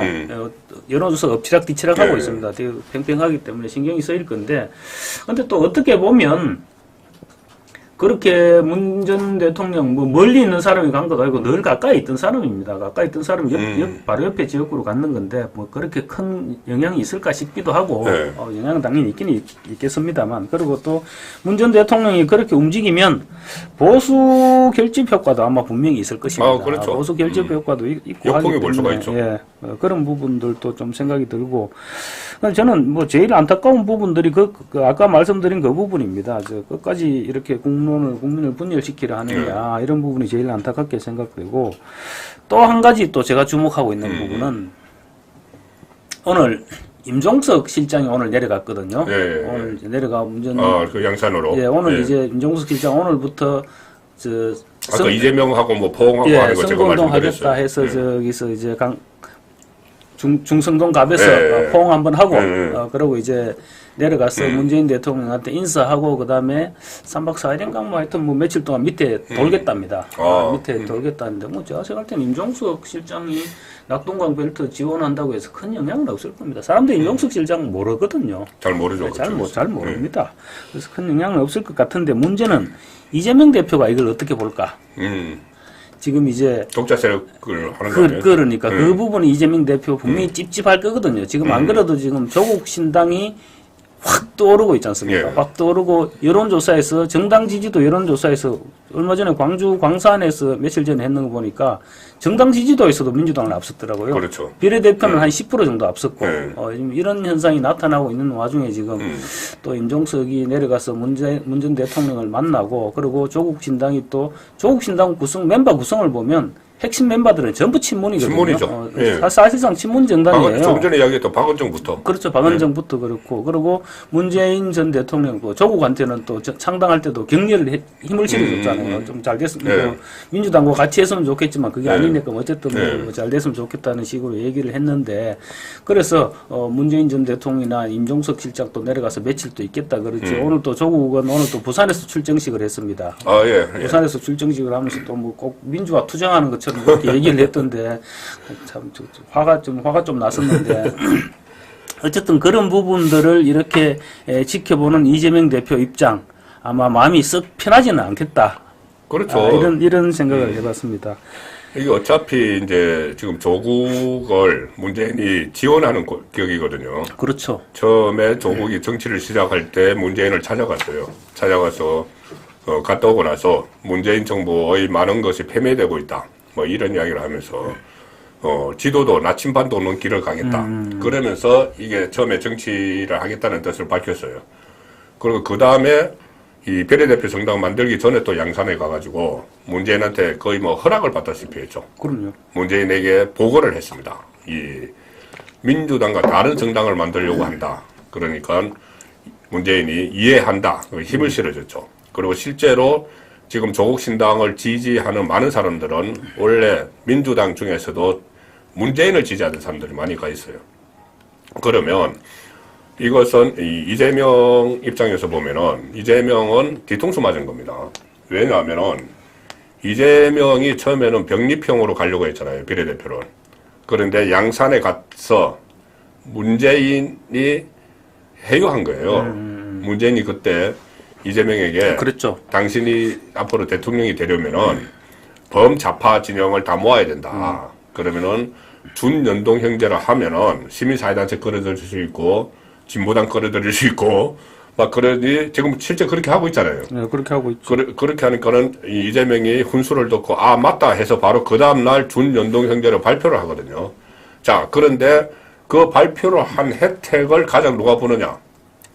조국이 보는 거죠. 보고 있죠. 조국이 갑자기 등장해가지고 이 땅을 다 뺏어가는 거예요. 지금 이재명 땅을. 그러면은 그 뒤에 문재인이 있는 거죠. 문재인이 있으니까 결국은 문재인, 조국, 2인조 사기단? 정치적 사기단. 정치 사기단에게 이재명은 당한 거예요. 근데 이 또 이제 결과적으로 볼 때는 임종석이 탈당을 안 했지 않습니까? 탈당을 안 하고 당 안에 지금 남아있는 셈인데 그 이재명 대표 입장에서는 이제 임종석이 또 찝찝해지는 겁니다. 그렇죠. 임종석이 당에 남아서 지금 선거운동을 하겠다고 그러는데 이걸 어떻게 해야 되나 아마 왜냐하면 그렇게 연관시켜서 생각할 수밖에 없을 거거든요. 실제로 저는 확실한 이제 정보는 갖고 있지 않지만 들은 이야기는 있는데, 그때 임종석이 중성동갑에서 아웃되고 나서 바로 그 다음날 전날 저녁까지만 해도 이낙연 쪽하고 이야기해서 탈당하고 가겠다 그렇게 했는데, 밤 새고 나서 마음이 바뀌었잖아요. 새벽에 6시에. 예, SNS에 글 하나 딱 올려가지고 잔류하겠다는 뜻을 했잖아요. 저는 충분히 양산하고 서로 이야기가 있었다고 봐요. 교감이 있었겠죠. 예, 양산하고도 있었고 아마 조국하고도 있었을 거예요. 그러니까 이 삼각 이 자기들끼리 교감이 있어가지고 그러면 잔류해. 그러니까 이제 그 안에 이제 침투해 있는 거죠. 그리고 어차피 8월 달에 전당대회를 해야 되기 때문에 그 안에 침투를 해서 임종석은 대기하고 있고, 문재인은 양산에서 다 조정하고, 그 다음에 조국을 실행을 하고, 이 상황이 되기 때문에 이재명으로서는 지금 굉장히 불안할 겁니다. 그러니까 이제 이재명 입장에서는 지금 이번에 총선을 그렇게 무리하게 공천을 했는 것도 사실은 8월 전당대회를 그렇죠. 겨냥했기 때문인데, 지금 당장은 물론 이재명이 당을 장악하고 있겠죠. 당을 장악하고 있을 수밖에 없지. 좀 그렇게 무리해서 공천을 전부 친문으로 바꿨는데, 그렇지만 조금만 장기적으로 생각한다면 아마 이재명 대표 많이 찝찝할 것입니다. 지금 당장 사법 처리 문제가 어떻게 될지 모르거든요. 네, 그렇죠. 자, 이 상황에서 저는 오늘 문재인이 이렇게 파란 옷을 입고, 그것도 또 민주당 색깔, 파란 옷을 입고, 거기 민주당 의원들을 지원을 했는데, 문재인이 그렇게 하는 이유가 있다고 봅니다. 본인이 지금 사법 리스크가 지금 선거가 끝나면은 다음 타깃은 문재인이에요. 문재인의 여러 가지 있지 않습니까? 지금, 울산시장 선거 불법개입 혐의, 이것도 재기수사 명령 내려서 다시 수사를 하고, 다시 압수수색까지 막 시작을 했고, 산자부 블랙리스트, 이런 것도 있고, 또 특히 이스타항공, 사위 서창호와 관련된 이스타항공, 이것은 뇌물죄거든요. 그게 제일 심각하죠. 제일 심각하죠. 이게 본인이 이상직에게 중진공 이사장 자리를 주고 민주당 공천을 준 그 대가로 딸 부부가 재임 중에 해외로 나갔는데 그것을 이제 편의를 봐준 그 사건인데, 지금까지 드러난 걸만 보면 너무 아구가 딱딱 맞아버렸죠. 그렇죠. 너무 딱 그러니까 전주지검에서 상당히 오랫동안 이거 수사를 한 걸로 알고 있습니다. 그렇게 되면은 나중에 이게 뇌물죄가 되고, 또 거기서 부수적으로 뭐가 드러나냐 하면은, 왜 대통령 재임 중에 갑자기 문다혜 부부가 태국으로 이주를 했을까? 그리고 이제 돌아와서는 그것도 여러 가지 이야기가 엄청나게 이야기가 많아 있었죠. 그때 그것을 집중적으로 팠던 사람이 각상도 의원이에요. 각상도 의원, 박근혜 그렇죠, 정부 청와대 맞습니다. 민정수석대에서. 각상도 의원에게도 저도 여러 가지 이야기를 들었지만 이제 확인이 안 되니까 그런데 이게 만약에 수사가 되면은 그걸 다 파야 되잖아요. 그러니까 왜 태국으로 갑자기 이주를 하고, 이주를 하는 과정에서 타이스타젯의 이상직이 그렇게 돈을 주고 했는지, 그러면 이게 상당히 큰 파장이 일어날 수 있는, 그거를 이제 본인에게 수사의 칼날이 이제 들어온다는 걸 본인이 알고 있어요. 또 김정숙 여사 문제도 지금 그럼요. 그 대상도 있죠. 너무 많습니다 지금. 그러니까 많죠. 문재인 전 대통령 입장에서는 지금 어떻게든 우리 숫자를 늘려놓겠다. 그렇죠. 그런 생각밖에 없을 겁니다. 그래서 저는 오늘 파란 옷 입고 그 현장에 나간 거, 그걸 가지고 전직 대통령이 총선에 개입을 했다 하는데, 그 정도가 아니고 아예 총선 판에 뛰어든 거예요. 뛰어든 거죠. 예, 그렇게 비례대표 같은 것도 이렇게 본인이 염두에 둔 구상대로 지금 해나가는 이런 상황이기 때문에. 그래서 이 문제도 이제 문재인의 뜻대로 될지, 아니면 이 선거 결과에 따라서 또 여러 가지 변하기는 하겠지만은, 어쨌든 검찰 수사는 검찰 수사니까, 그 부분도 총선 후에는 핫 이슈가 될 수 있는 대목입니다. 저는 이번 총선이 끝나면은 사라질 사람들을 한번 짚어봤거든요. 사라질 사람들. 자, 첫 번째, 김종인 이제 집에 가셨다고 했잖아요. 거의 사라졌습니다. 네, 사라지죠.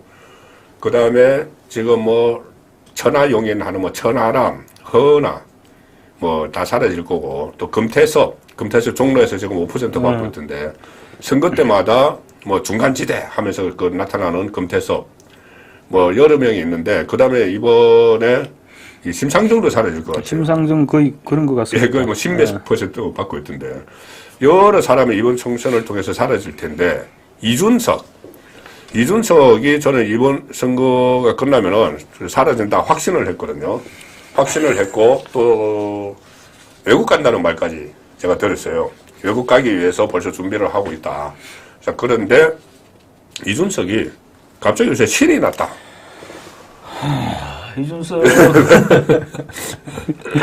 이준석 출마 지역구는 일단 동탄 신도시가 있는 화성. 네, 화성을인데 화성을이 거기가 평균 연령이 34세입니다. 34세고 반도체 벨트이기 때문에 본인이 또 뭐 전자공학과 났다 이러면서 전자공학 맞나요? 어쨌든 자기가 전문가죠. 전문가라고 이제 자칭을 하죠. 그러면서 거기서 자기가 젊으니까 여기 가서 내가 해보겠다 해서 갔는데 지금 여론조사를 보면은 민주당 후보에게 거의 공용훈 후보에게 3분의 1까지도 가요. 절반도 가는데. 많이 갈 때는 3분의 1까지도 가죠. 그렇죠. 그래서 이제 도저히 안 된다 했는데 갑자기 민주당 공용훈이 논란이 일어났죠. 아들 24살짜리가 30억 원 건물주다. 참, 뭐, 이거. 내용이 어떤 이게 저 방금 말씀하셨다시피, 그 화성의뢰는 지금 저 평균 연령이 34살, 33살, 34살 이렇게밖에 안 되는데, 지금 이 아들이 이제 24살. 24살입니다. 24살인데, 지금 99년생이니까, 30억의 건물주로 드러났거든요. 이 30억인데 문제는 이거 뭐 건재당도 하나도 없습니다. 깨끗한 30억입니다. 그러니까 빚을 안 냈다는 거죠. 예, 빚도 안 내고 깔끔하게 30억짜리를 저 아버지로부터 물려받았는데 이게 내용을 보니까 22살 때 군대 제대하기 전역하기 한 달 전에 이제 22살 때 아버지가 정례를 했는 거거든요. 그래서 뭐 전역 선물로 지금 30억짜리 제대하는 선물로 제대 선물로 30억짜리 그 주택을 준 거냐 뭐 이런 얘기까지 지금 나오고 있습니다. 근데 사실은 방금 말씀하셨다시피 그 34세 평균 연령 34세가 되는 그 화성을에 있는 젊은 층에서 굉장한 상실감이 있을 거거든요. 그렇죠. 아마 그러니까 열심히 뭐 회사 생활을 하는 사람들이죠. 그렇죠. 다들 열심히 회사 생활을 하는 사람들인데 이게 도대체 뭔 이런 일이 있겠느냐 이런 상실감이 있을 건데 민주당 입장에서는 이거 참 사퇴 시키기도 뭐하고 사퇴 안 시키기도 못하고 지금 굉장히 아마 난감하지 않을까 싶습니다. 이 내용을 보면요. 내용이 지금 이게 공영훈 후보가 성수동에 전략정비구역이라고 다가구 주택이 있어요. 이게 이제 뷰가 한강뷰에다가 한강변 역세권에다가 이 부동산 업계에서 굉장히 주목받던 그런 다가구였다고 합니다. 근데 이제 2017년도에 공영훈 후보가 이거 35평짜리를 매입합니다. 매입 당시 가격이 11억 8천만 원. 11억 8천만 원인데 문정부 당시 거치면서 엄청나게 주택 가격이 올랐잖아요. 그렇죠. 엄청나게 오르면서 현재 평당 8천에서 8,500 그래서 28억에서 30억으로 지금 그렇게 뛰어 있다는 거거든요. 이게 이제 구입을 해서 원래는 자기가 살아야 되는데 구입을 해서 세입자한테 전월세로 임대를 주고 있었어요. 그래서 이건 뭐 당연히 투기 목적 거래다 의혹이 드는 것이다. 그런 의혹이 들 수밖에 없고 또 이거 국민 눈높이에 도저히 안 맞는 일이죠. 30억짜리를 그냥 22살 아들한테 그것도 이제 그 관련법에서 정려 그 지역에 이제 토지 거래 허가 지역으로 하면서 정려가 금지된다는 발표하기 전날 그걸 맞습니다. 옮겨버렸어요. 지금 이게 이제 토지 거래 허가 구역 지정 하루 앞두고 지금 아들한테 정보를 들었다는 아들한테 정리됐는 건데 이건 어딘가 정보를 들었다고 볼 수밖에 없습니다. 공용훈이 원래 문화일보 기자 출신이고 또 현대 그 자동차 사장을 했고 그 부지가 원래 현대제철 그러니까 현대과 관련된 부지라서 정보를 미리 들었다고 봐야 되겠죠. 그러니까 그때 당시 현대자동차 부사장이었으니까 아마 정보를 들었다고 볼 수 있고 만약에 이제 이게 방금 말씀드렸다시피 주택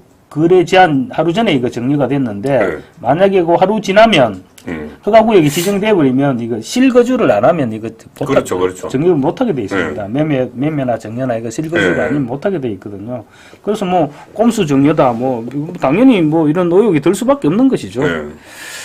그래서 이거는 좀 사실상 투기로 봐야 될 것 같거든요. 그렇죠. 투기로 볼 수밖에 없을 것이기 때문에 얼마 전에 저 세종의 그 사퇴 후보를 아예 이름 뭐였어요? 사퇴시켰죠. 세종에서. 근데 그런 부분하고 또 비교도 될 수 있을 것 같고 그렇습니다. 자, 그런데 이제 왜 그러면 이준석이 신났느냐? 이준석이 오늘 계속 이재명 대표에게 이 사퇴시키라고 하고 있어요. 이 공용원을 사퇴시키라. 그렇죠. 사퇴시켜요, 이제. 사퇴시키면 자기가 될 수 있다는 생각을 하는 거예요. 착각이죠. 그러니까 뭐냐면은 이 공용원이 한 2배, 3배 앞서 나가고 그 이준석하고 국민의힘 후보가 거의 비슷하게 지금 비슷하게 나오고 있어요. 그 상황이기 때문에 사퇴를 하면은 이준석은 민주당 표가 자기에게 올 거라고 생각을 하는 거죠.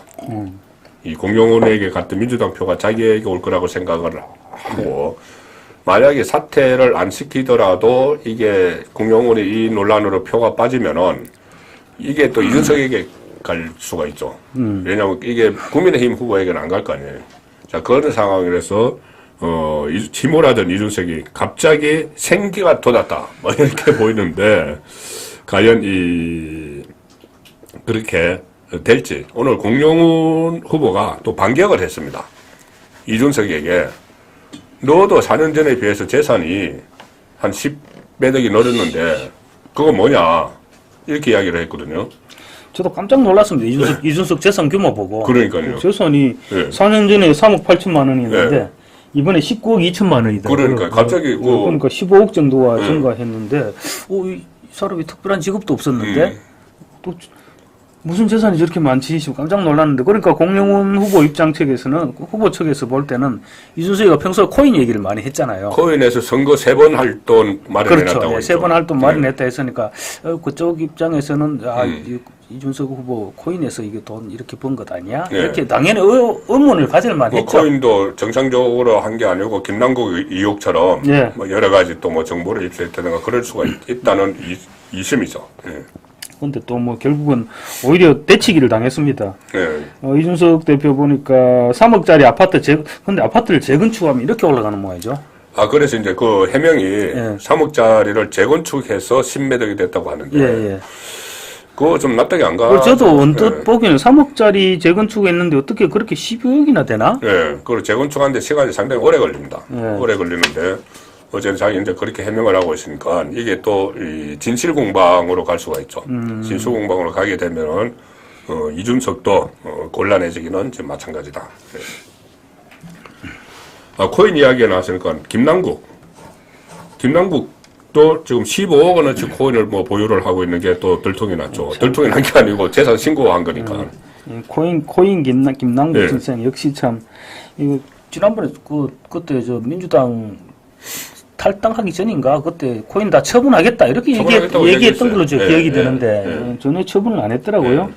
국회의원 13명이 18억대 가상자산을 보유한 걸로 이제 재산 등록에서 나타났는데 김남국이는 참 75종 75종을 갖고 있었네. 아직도. 75종에 달하는 15억 원대를 갖고 있는데 비트코인도 있고 이더리움, 위믹스 뭐 이런 유명한 거에다가 나머지는 아마 잡코인들 이렇게 많이 갖고 있는 것 같아요. 쉽게 얘기하면 어디서 뭐 정보가 있다든지 확 튀길 수 있는 그거 다 의혹이 있었죠. 그런 걸 아직도 많이 갖고 있는 것 같아요. 75종류나 갖고 있다고 그러면 좀 알면 나도.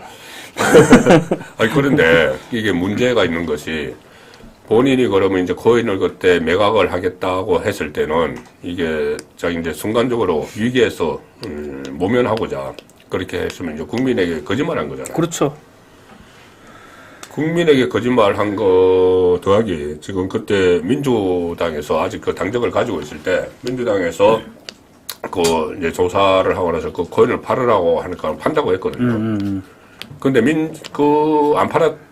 안 판 거잖아요, 그런데. 안 판 거죠. 안 팔았는데, 최근에 이재명이 사실상 김남국을 그 비례정당, 더불어민주연합, 여기에 입당을 시켰어요.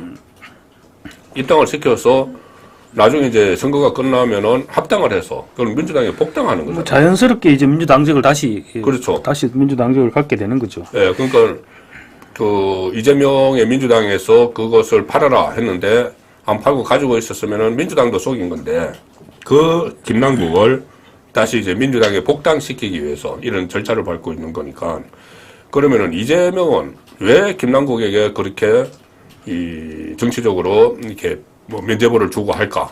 그 부분도 또 좀 주목이 되는 거예요. 그러니까 사실은 이게 이재명 대표 입장에서는 굉장히 부담스러워야 될 부분이거든요. 그렇죠. 코인 그렇게 해서 탈당을 했고 또 지금 또 더하잖아요. 알고 보니까 코인도 처분도 안 하고 지금 네. 계속 갖고 있는 상태인데 뭐 사실상 꼼수 복당을 시킨 셈인데 네.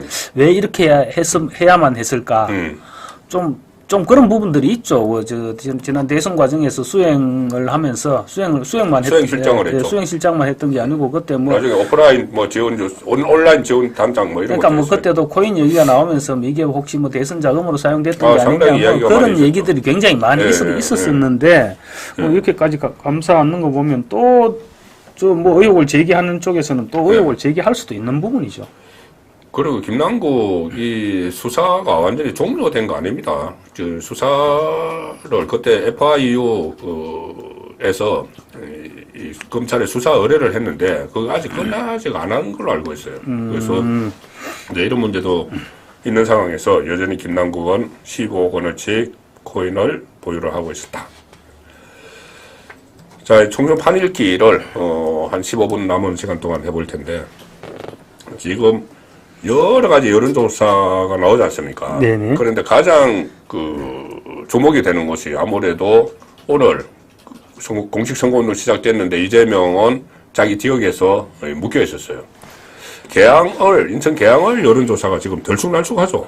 너무 큰 차이가 네.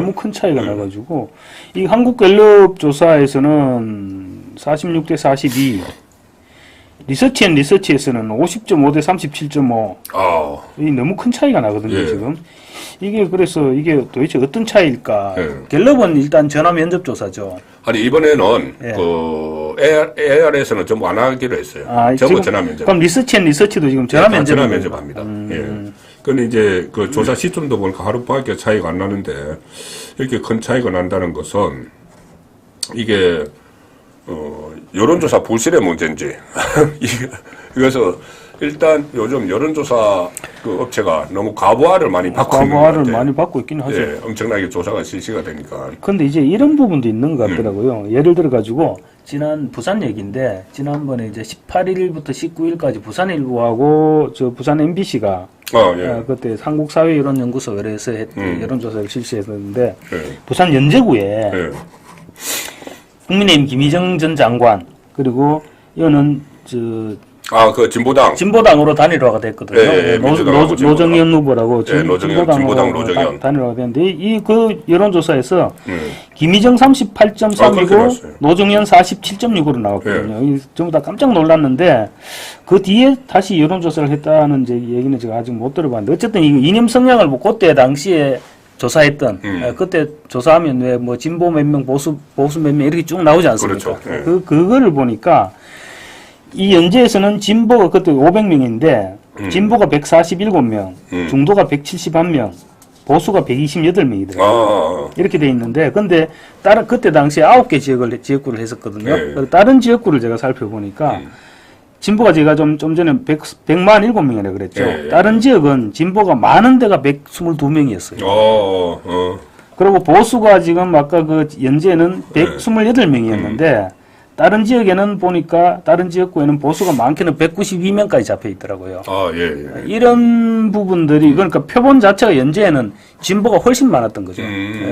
그런 부분들도 아마 뭐 개항을해서도 그렇게 됐을 가능성도 있죠. 과표집 또 한쪽이 과표집. 한쪽이 너무 표본이 과표집됐다 그런 그것도 있을 수 있을 겁니다 아마. 그런데 이 여론조사는 다른 데서도 이런 상황이 계속 나타나기 때문에 그러니까 제가 말씀드리는 거는 지금 일반적으로 여론조사에서 좀 각 이제 지역구 특정지별로 보면 조금 밀리는 게 많이 나오죠. 그렇죠. 그런데 그게 개표 결과와는 다를 수가 있다. 그 말씀을 좀 드리고 싶어서 그럽니다. 그러니까 지금은 여론조사도 여론조사지만은 이게 투표율이 그러니까는 투표장에 얼마나 많이 나가는지 양쪽 지지층이 지금 선거가 다가올수록 서서히 중도층은 지금 없어지는 네, 맞습니다. 계속 중도층은 줄어들죠. 양쪽으로 갈리기 때문에 이 투표장에 얼마나 많이 나갈지가 저는 이 관건이라고 보는데, 제가 모두에 2012년 대선 말씀을 들었어요. 2012년 대선 때 그때 민주당 문재인 그리고 이 박근혜 후보가 경쟁을 벌였을 때 초반에는 박근혜 후보가 좀 앞섰는데 나중에 문재인 쪽에서 지지율이 더 많이 나오고 해서 저 위기다 하는 말이 있었죠. 그래서 그날 당일에 중간중간에 이제 투표율이 나오면서 계속 이 박근혜 후보가 어렵다고 했을 때 그때 기억하시죠? 네, 기억합니다. 영남에서 대대적으로 이 투표 동료 운동을 그날 막 벌였잖아요. 네, 맞습니다. 예. 네. 그날 벌여서 특히 영남의 어르신들이 이 수도권에 있는 자녀들한테 이 투표장 가라 뭐 이렇게 막 그 독려까지 하는 뭐 그런 상황도 있었습니다. 그래서 이 투표장에 얼마나 많이 갈지가 지금 이 관건이다. 저는 그렇게 보고 있고, 그리고 특히 이번에 새로운 그 투표 지형이 하나 있어요. 뭐냐면은 이 연령대별로 유권자를 분석을 해보니까 그 전에는 2030 세대가 가장 많았는데 지금은 60대 이상이 더 가장 그 유권자가 많아요. 그런데 60대 이상은 아시다시피 이 좀 투표율이 상당히 높죠. 투표율이 높고 지난번에도 60대 이상은 80% 투표율을 기록을 했죠. 지금 이게 보면요. 방금 말씀하신 대로 지금 60대 이상이 31.4%고 자료를 가지고 계시네요. 31.4%고 2030이 지금 31.2%입니다. 예. 처음으로 지금 이제 60대 이상 유권자가 2030을 넘어선 거죠. 넘어섰는데 이게 지금 현행 여론조사는 사실은 성별, 연령별, 지역별 인구 비율에 따라서 이게 응답자에 대한 가중치 부여하는 거죠. 그렇죠. 예, 그러니까 이제 뭐 20대 응답자 비율이 좀 적으면 20대 응답에 대한 그 가중치를 더 부여해서 이제 그 인구 비율을 맞춰준다는 거잖아요. 근데 이 투표 비율에 따른 가중치는 별도로 보정을 안 하고 있거든요.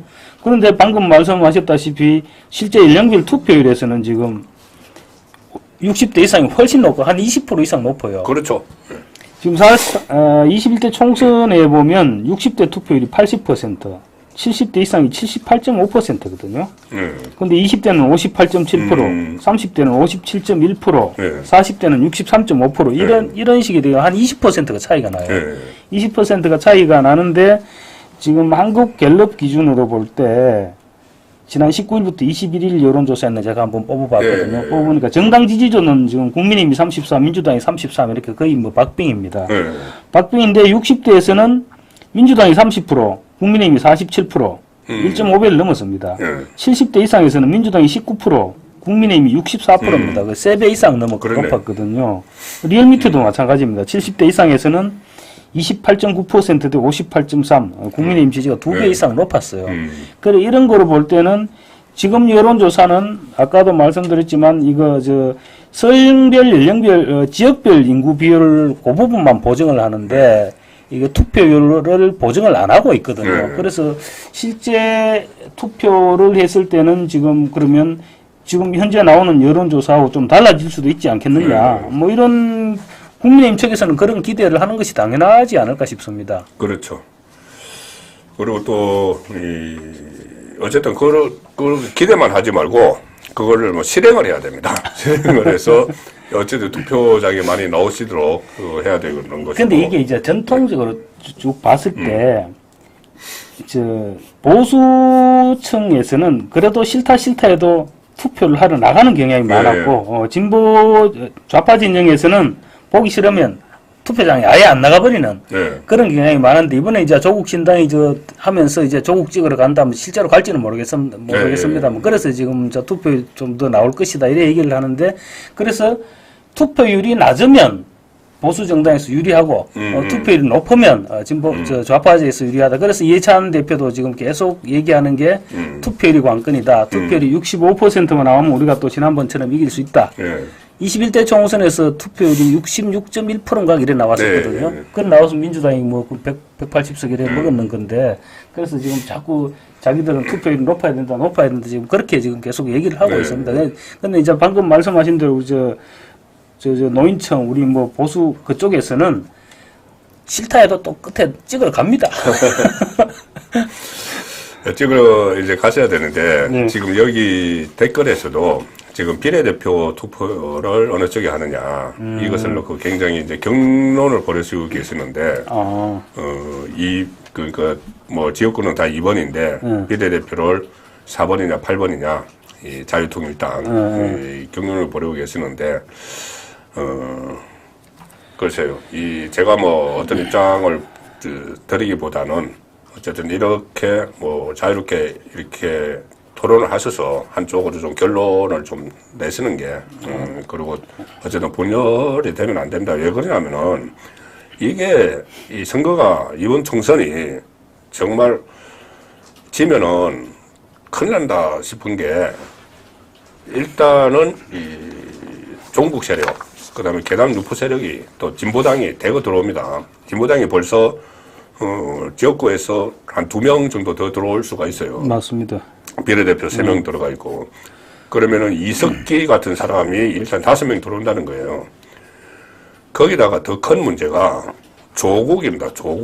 조국은 이재명도 마찬가지고 본인이 살기 위해서 대법원 이제 곧 확정 판결되면 바로 구속이 되니까 본인이 살기 위해서 제가 처음에 말씀드렸다시피 윤석열 정부를 탄핵이 안 되면은 탄핵이 뭐 그런 이야기까지 했어요. 오늘 인터뷰에서 탄핵이 뭐 나중에 헌재 가면은 안 될 수도 있으니까 자기도 알죠.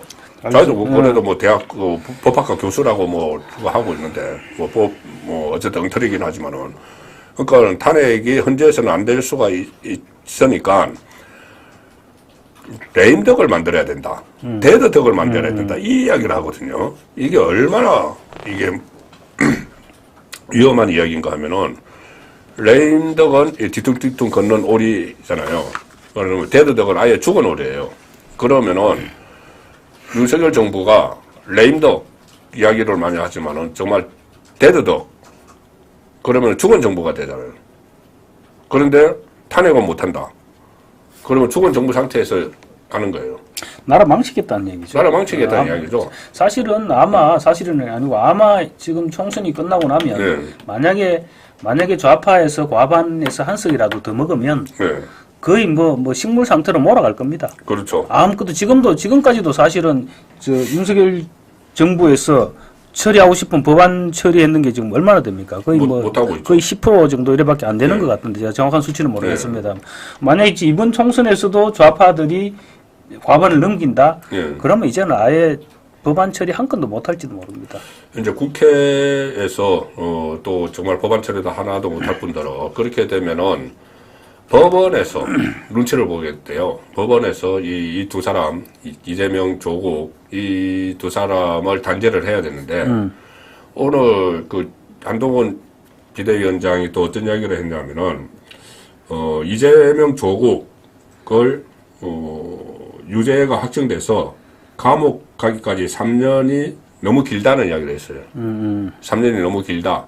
왜냐하면은 지금 이제 정치적으로 심판을 해야지 바로 이제 사법 처리가 절차대로 진행이 되고 있는데 만약에 민주당하고 조국이 이기면은 이거 전부 다 질질 끌 거예요. 또 법원도 심지어 조국에 대해서도 파기환송 이야기까지 나오고 또 물론 대법원이 뭐 정치적으로 그 휘둘린다는 그 전제를 깔고 하는 건 아니지만 실제로 과거에 그런 일이 있었기 때문에 권순일 같은 사람 없으라는 보장이 있는 그렇죠.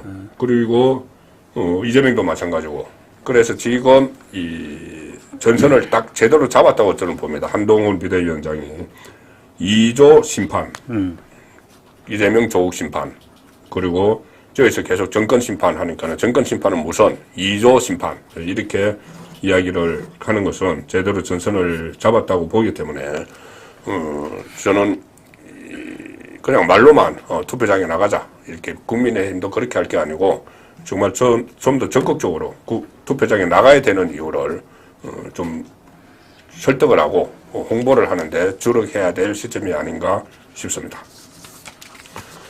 자, 시간 다 됐는데 뭐 하실 말씀 있었으면 우리 오늘 제가 보니까 아주 못다한 거 있으시면은. 제가 보니까 아까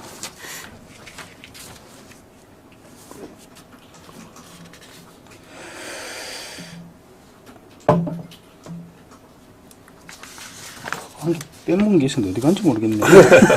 워낙 준비를 많이 해오셨기 때문에. 자, 어쨌든 이 선거 이제 이 13일 남았습니다. 13일 남았고 본격적으로 공식 선거운동에 돌입을 했고 싸움은 지금부터다. 지금 한동훈 오늘 이 상당히 강한 말로 공중전을 시작을 했습니다. 지지층을 결집하기 위해서죠. 지지층 결집을 하기 위해서 마이크 잡자마자 샤우팅, 정치 개같이 하는 게 문제다 직격을 했는데, 자, 이것은 그냥 나오는 그냥 독설이 아닙니다. 상당히 여러 가지 의도된 도발이다. 준비된 멘트라고 해요. 준비된 멘트다. 오늘 얘기를 보니까 범죄자, 징징거린다, 그러니까. 감옥 가기 싫어서 하는 정치다, 사적인 복수를 하려고 한다, 이런 얘기들 쫙 했던데, 굉장히 준비를 한 멘트였던 것 같습니다. 그렇습니다. 자, 오늘 김경국 전 국제신문 서울 본부장 모시고 또 son국근의 현장 정치 이수 집중 회보 총선 판읽기까지도 같이 했습니다. 자, 오늘 나와주셔서 감사합니다. 네, 감사합니다.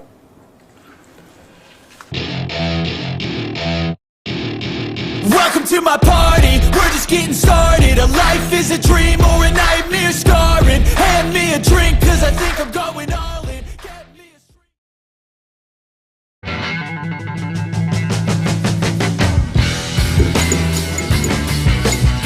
민간인 피난 중인 한강 다리를 폭파했는가? 결론적으로 말씀드리면은 대체적으로 허구적인 내용이 많다.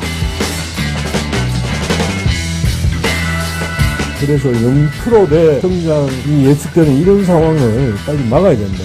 급등했기 때문에 그 다음날 이제 급락을 한 거죠. 북한의 북한 전 지역을 삐라로 도배를 해야 돼. 그 일을 못하면서 밥은 왜 드시고 있나?